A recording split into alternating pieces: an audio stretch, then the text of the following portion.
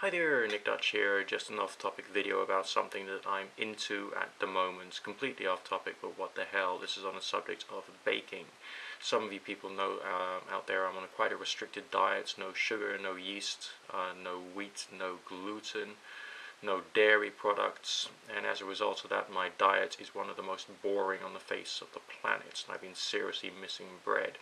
A great YouTube user sent me a private message about the possibility of making pancakes with gram flour, so I started experimenting with the creation of Indian flatbreads, and I started using YouTube and the internet generally speaking to try and learn how to make flatbreads.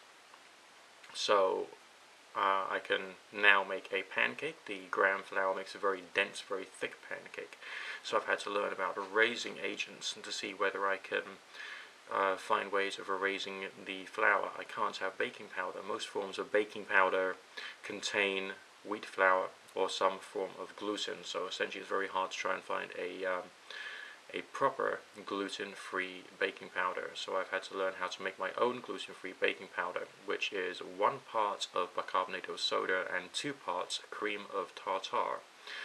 And if you want to make up the equivalent of 1 teaspoon's worth of baking powder, you need 1/4 teaspoon of bicarbonate of soda and 1/2 teaspoon's worth of cream of tartar, because the other quarter would normally be the cornstarch or wheat starch, which is added to try and keep the two ingredients dry and separated when it's in storage. Next, I had to try and work out how much of that you have to use with a particular flour. According to somewhere I saw on the internet, the maximum quantity you should use is 1 teaspoonful of regular baking powder per cup of flour. I then had to work out what a cup was. I had a measuring jug which came with my food blender, and that had cup measures on it. I then had to work out what size containers I had in my flat that would actually measure out 1 cup's worth of volume. So I poured in 1 cup's worth of liquid into my measuring jug and went round my flat looking for a container that would actually measure out 1 cup's worth, and I found one in the end, which is just a tiny little metal bowl which I use to measure, for dishing out peanuts when I've got people around for tea. And so I can now measure out 1 cup. I looked at a few recipes of how to make bread, and I came across Irish soda bread, which seems to use about 1/4 the quantity of bicarbonate of soda and baking soda amounts that the previous website had recommended. So the ratio of 1 cup to 1 teaspoon, 1 cup flour to 1 teaspoon's worth of baking powder doesn't always seem to be consistent. Nevertheless, I experimented. I didn't just use gram flour. I finally found a wheat-free, gluten-free, dairy-free, and all the rest of it free, plain white flour from the local health food shop.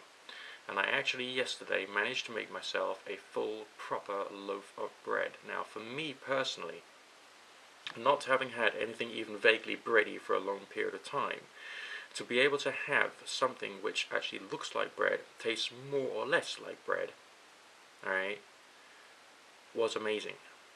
I actually did it. I actually managed to make some bread. So I've got another loaf in the oven now, and I'm making it slightly differently using a self-erasing gluten-free flour to see whether I can do that.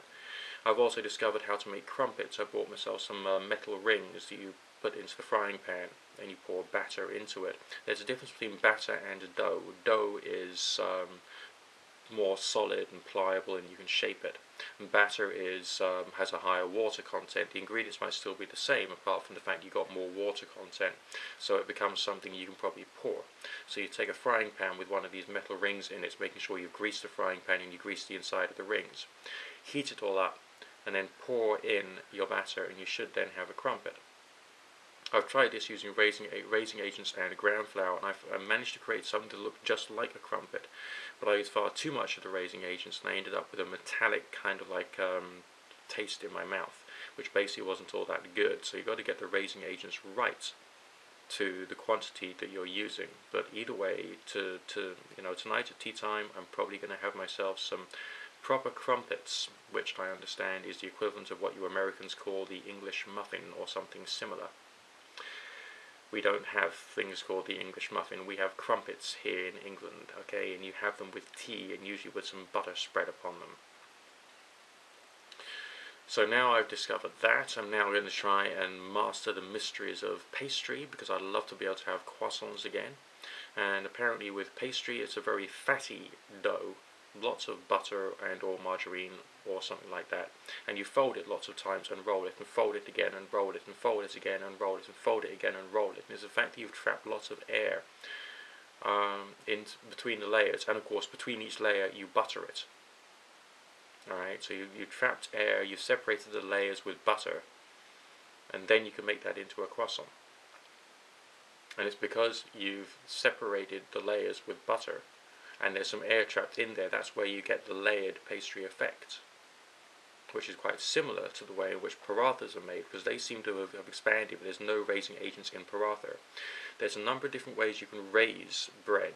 There's steam leavening, in which case you've just got the water and it's the action of rapid heat which makes the water expand into steam, and that creates the bubbles. Or you can use bicarbonate of soda and baking powder, which is what I'm doing, or you can use little yeast. And it smells like it's almost done, so I'm going to have a quick look at the oven. And this is the result. Okay, the crust hasn't darkened all that much. Still a little doughy on the inside. Still smells vaguely soda-y, but on the other hand,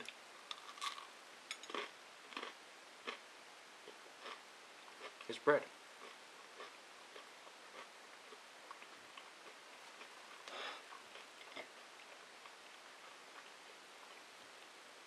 It's arisen.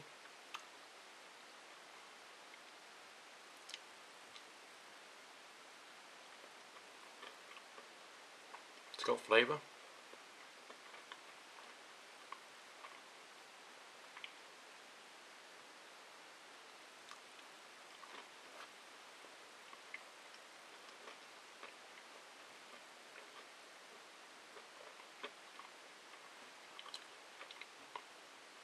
And it's good.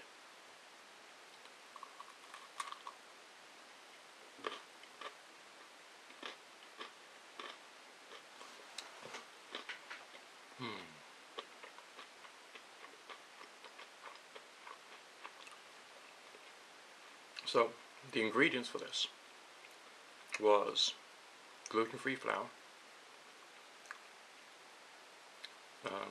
cream of tartar, bicarbonate of soda, some lemon juice, a splash of olive oil, and water. And that's it. And it took about 45 to 50 minutes in the oven.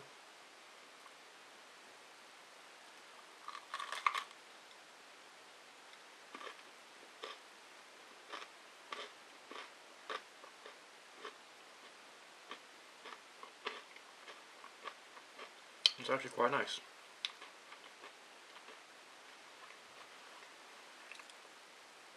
So now, I'm just going to work out what else I want to add to it, whether I want to make it with olive, or even fruit, nuts, seeds, berries.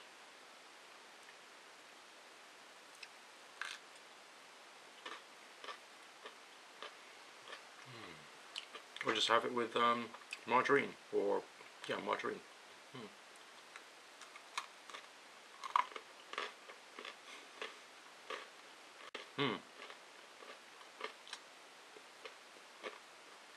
Let me give myself a little more of that.